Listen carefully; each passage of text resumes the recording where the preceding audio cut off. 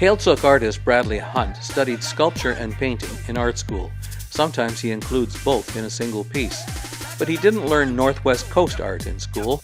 There was really nobody there to teach me, so I started carving. I carved some pretty horrible things in the beginning because I really didn't understand the art form at that point. So he taught himself. He learned that you start with the basics, form line, the alphabet, the key to creating something special. So you learn how to do the alphabets, then you do the sentence, then you do a paragraph, then you do an essay, then of course the last one is the poems, right? The higher form. Yeah. Are you doing poems now? Well, I think I'm getting there. The trial and error process of self-teaching helped him establish his own artistic identity. I've learned to explore, I guess, more and also not be influenced by anybody really, except myself. I guess the big thing is creating something that is quite different from everybody else's work. Like his 3D sculptural carving of flat panels. In a tightly structured process, he makes dozens of drawings before he puts knife to wood. I like to have things in order. That's my thing. I like to have my knives in order. I like to have the shop kind of in order, and that's how I work. He also likes to work with his sons, Sean and Dean. They all work in the studio together, mostly on separate projects, but sometimes on the same one. And they all participate in regular, in-depth critiques of works in progress. We talk about the pieces, either mine or Dean's or Sean's, and we look at it and then we kind of give our opinion on it, and either we accept the opinion or not. How does that go? Sometimes it goes great, sometimes, you get your back up a little bit, but that's part of it though. I mean, you learn a lot that way. Yeah. So Bradley, this looks awfully helpful. Are they ever really critical? Oh yeah.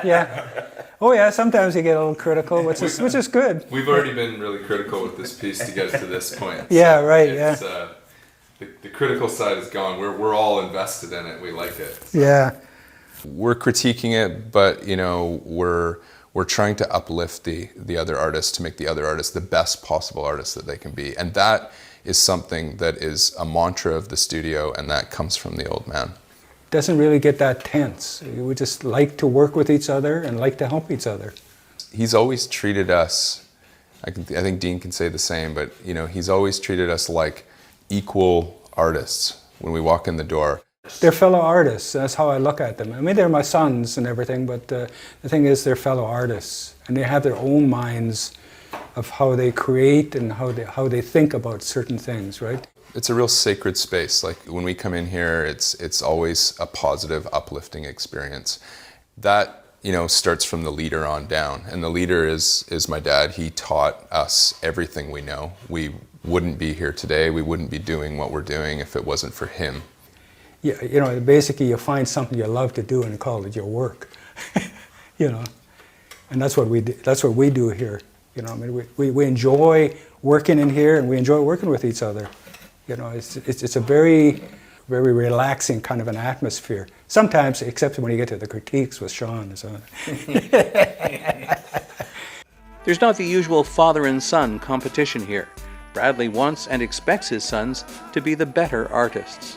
The way I looked at it was that if they're not better than me, then I didn't do my job properly, and that's how I look at it.